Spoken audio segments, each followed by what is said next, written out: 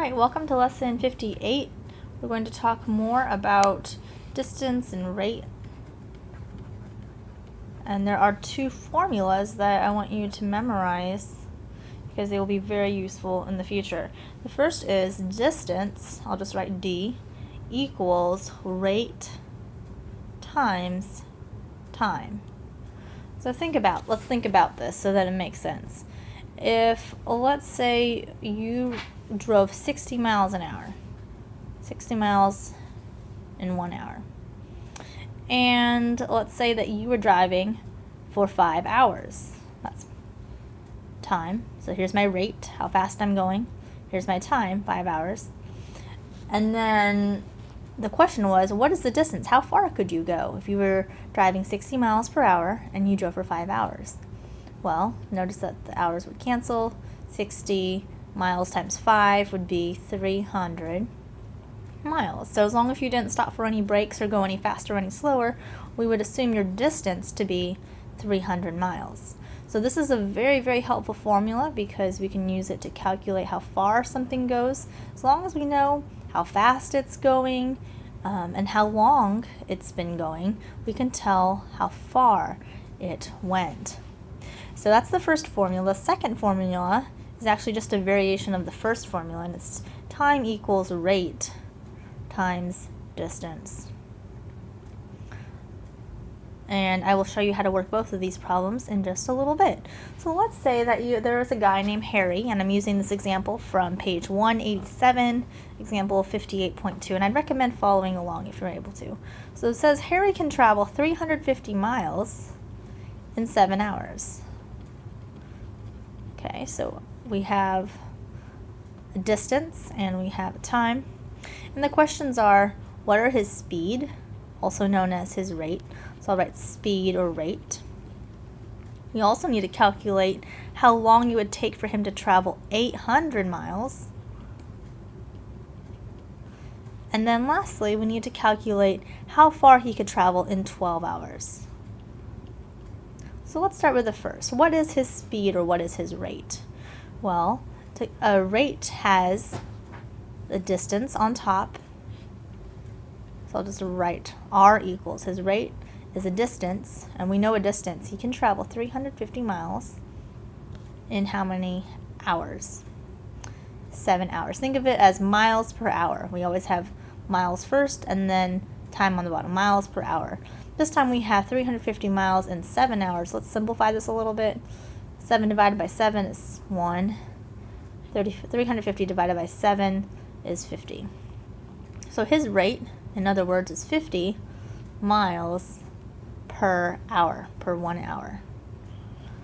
So we've calculated his rate. Now let's go ahead and use that to calculate how long it would take for him to travel 800 miles. So let's pull out our first equation. Distance equals rate times time. So the question is, if we know the distance, 800 miles, how long would it take him? So this is going to be the variable. We won't know the time. Let's plug in what we do know. We know we want him to travel 800 miles. That's the distance. We know his rate, 50 miles.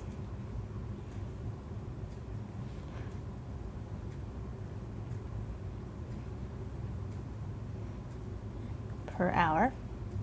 What we don't know is his time, so we'll just leave that as a T. All right, now let's go ahead and simplify this. So we need to divide the right side by 50 miles per hour. We also need to divide the right side by 50 miles per hour. So I'm getting a little cramped here.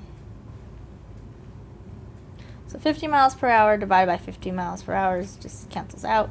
And on the right, we have 800 miles over 1 divided by, and instead I'm going to write times because we're just going to change this.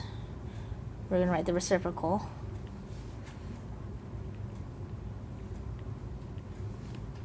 Equals, and all we have left on the right side is a T. So if we solve the left side, that should tell us what time it equals. Miles will cancel out. We end up with 800 hours in the numerator, and in the denominator we have 50. Let's simplify this. 800 divided by 50 is 16. 50 divided by 50 is 1. So our final answer is 16 hours. So I know that was a lot of steps, that's why I hope you were working along with me. But this shows you if you have this equation here, distance equals rate times time, it can help you solve for any part of this equation, not just the distance, not just the time, but you can also solve for the rate. So as long as you know 2 of the 3 pieces to the puzzle, you can figure out that entire equation. Now there's actually another way the book teaches you, which I don't personally like, but that is to use the second formula. So this one is all kind of rearranged for you, and what they want you to do is write T equals, and then for the rate, instead of saying 50 miles per hour, they want you to put the time in the numerator. So 1 hour, 50 miles, times, and then the distance is 800 miles. And I guess the benefit to this is there aren't as many steps. So then the miles would cancel and you would have 800 hours over 50. And then you could just simplify that to 16 hours. So if that makes more sense to you, you can use the second formula. However, there is actually a little bit more, I'm not as comfortable with it because they're actually skipping a few steps. And if you forget to put the hours in the numerator, it will be completely wrong. So that's why I recommend doing it the first way, just using this basic equation, the first equation that I showed you. But if the second equation makes more sense to you, you can use that for now. Just understand that there's more that you'll have to learn before you really wrap your mind around why that equation works. So the last thing we need to solve is how far could this person go in 12 hours. So this time we have the rate.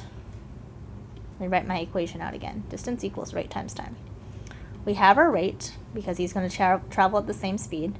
We have our time, and the question is how far could he go? So we're calculating for the distance. So let's try this. Plug in our rate. He's traveling 50 miles per hour, and he's going to be traveling for 12 hours. So hours will cancel, and we'll have 50 times 12, which equals 600, and just a 1 the numerator, so we can ignore that. 600 miles. So in 12 hours, going at 50 miles an hour, our person will travel 600 miles, and that would be the answer to part C. So we covered a lot today. Remember, let's get back to our original equation. Distance equals rate times time. If you know how fast someone is going and how long they have been going, then you can calculate how far they went. For instance, let's say that there was a little cabin you were staying at, and one of your siblings went on an adventure when they weren't supposed to, and they started walking away from the cabin, and you knew that they walked 10 steps every hour. They were really slow. And you knew that they were gone for 2 hours. Well, they walked 10 steps in 1 hour. In 2 hours, they would walk 20 steps. So you would just count 20 steps, and you would know that they were within 20 steps of your cabin. So somewhere in this circle, whether they went this way 20 steps or maybe this way 20 steps, you would find them. So this can be a very useful equation.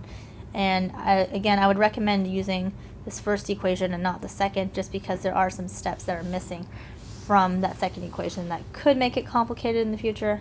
Just remember, if you do use that second equation, make sure you put the time in the numerator for your rate. All right, this has been lesson 58. Let me know if you have any questions, because I know it was pretty complicated, but it also is one of the most helpful and practical lessons in this book.